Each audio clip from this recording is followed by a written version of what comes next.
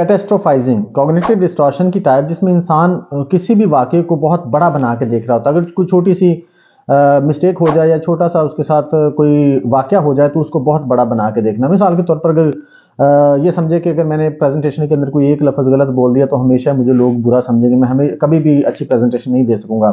Job के बारे में ये सोचना कि अगर ये जॉब चली गई तो मुझे कभी भी नौकरी में नहीं मिलेगी।